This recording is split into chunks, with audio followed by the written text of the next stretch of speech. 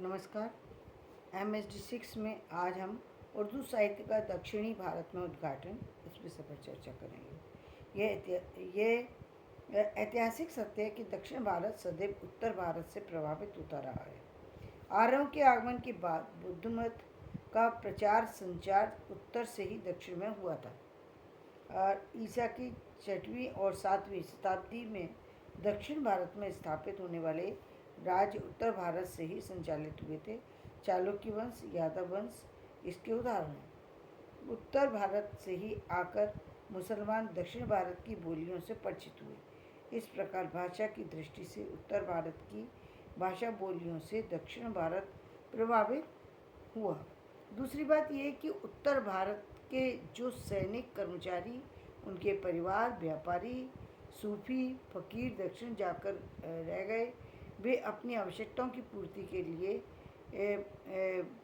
किसी द्रविड़ भाषा का प्रयोग कर सकते थे या उसी से मिलती जुलती नई भाषा का भी प्रयोग कर सकते थे जिसे वे दिल्ली से लाए थे। दिल्ली से वे जो भाषा अपने साथ लाए थे उसमें पंजाबी, हरियाणवी, खड़ी बोली मिली जुली थी। उसमें ब्रजभाषा का भी प्रभाव था। ये उसमें फारसी, अरबी के भी बहु प्रचलित शब्द शामिल थे। इसी भाषा को उन्होंने अपनी आवश्यकताओं के पूर्ति के लिए अपनाया। धीरे धीरे यही भाषा साहित्यिक बन गई। रचनाकारों ने कभी हिंदी को कभी से हिंदी कहा तो कभी जवाने हिंदुस्तान कहा, कभी कभी तो उन्होंने इसको दक्कनी भी कहा। दक्षिणी उर्दू साहित्य के विकास को देखते हुए हम इसे 3 युगों में बांट सकते हैं। पहला युग बहमनी राज्य के अंत का समय। इस युग का धार्मिक साहित्य के साथ साथ भाषा विज्ञान का महत्व अधिक है। दूसरा युग बीजापुर में आदिल शाही और गोलकुंडा में कुतुब शाही के राज्य शासन का समय। इस युग का साहित्य और कला की दृष्टि से अधिक महत्व है। तीसरा युग मुगल साम्राज्य का समय। इस युग में उर्दू साहित्य का एक बृहद कोश एकत्र हो गया।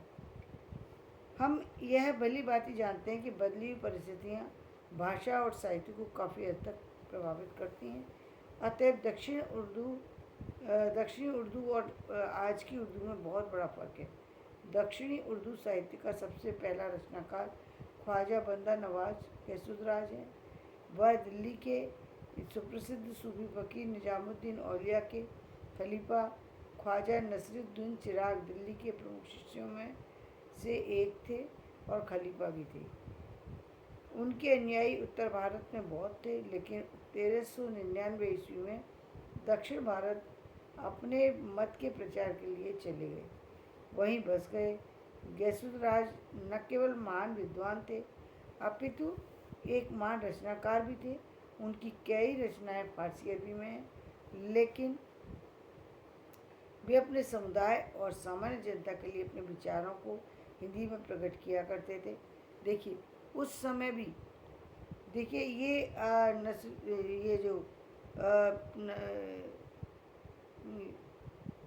ख्वाजा बंदा नवाज ये चाहते तो इन अपने जो विचार थे उन्हें जो है किसी और भाषा में भी कर सकते थे, लेकिन ये अपने विचार जो है हिंदी में प्रकट किया करते थे।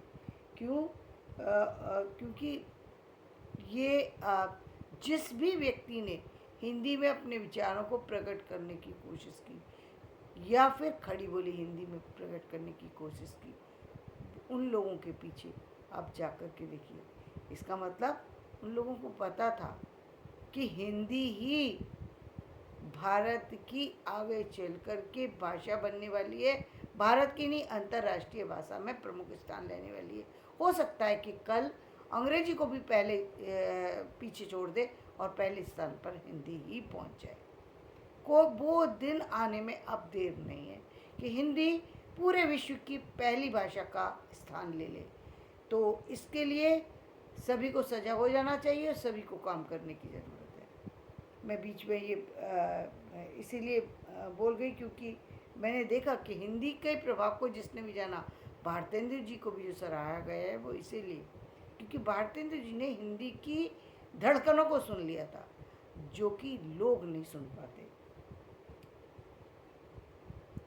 गैसुद्राज के पोते अब्दुल्ला अपने समय के जाने माने सूफी कवि और संत थे। उन्होंने सुप्रसिद्ध निशातुल इश्क का अनुवाद भी किया। उसी समय निजामी नामक एक कवि मसनवी, कदम राय और पद्म लिखी।